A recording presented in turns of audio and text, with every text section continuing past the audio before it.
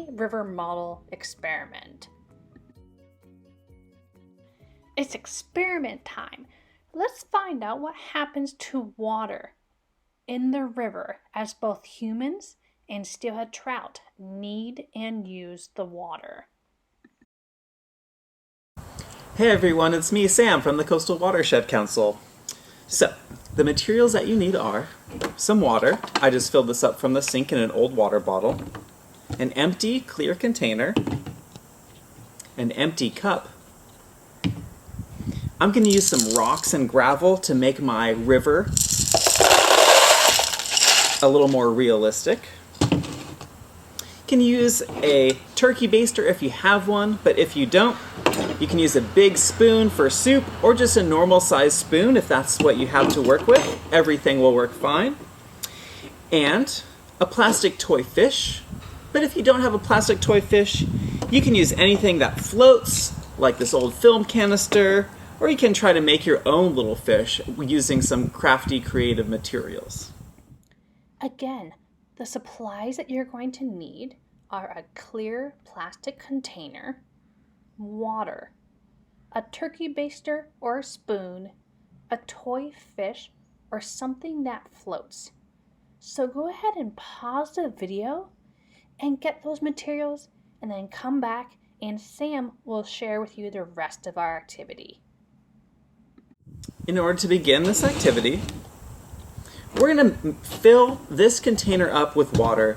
This is going to act as our San Lorenzo River. It has rocks at the bottom, and we're going to be filling it with nice, cold, clear water.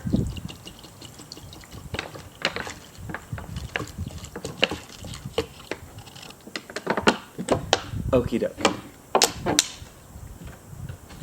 And again, if you have anything that floats, maybe you have a toy at home that is a toy fish, or any other plastic toy you might have, or something around the house that floats.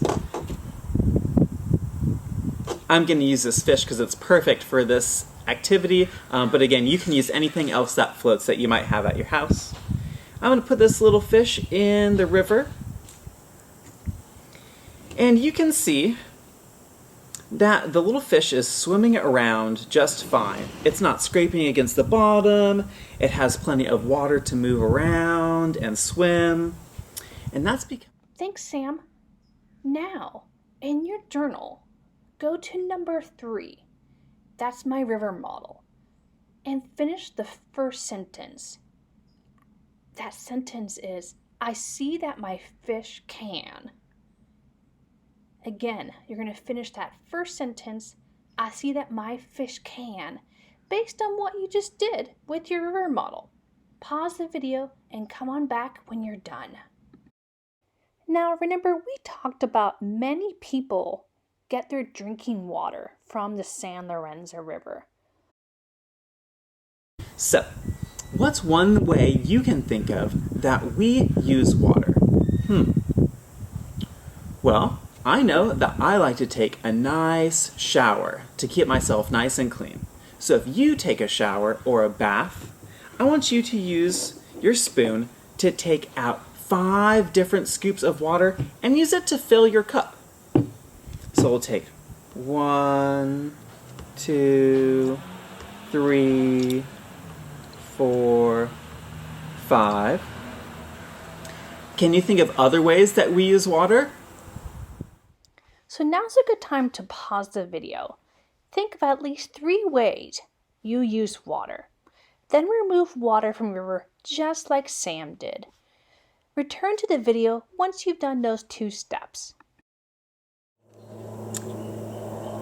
And that's my last scoop of water for another reason that I use water at home and that we use water as a community.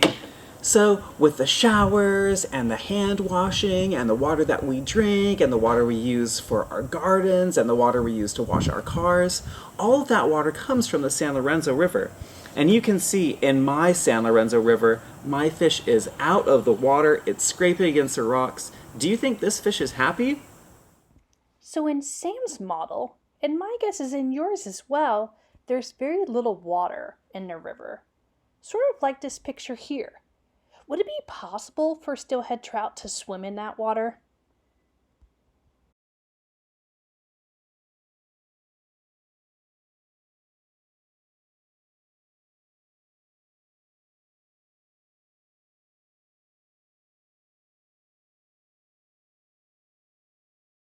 All right. To complete our river model activity, go back to your journal to number 3, my river model, and finish the second sentence. When we take water out of the river, I see that my fish can.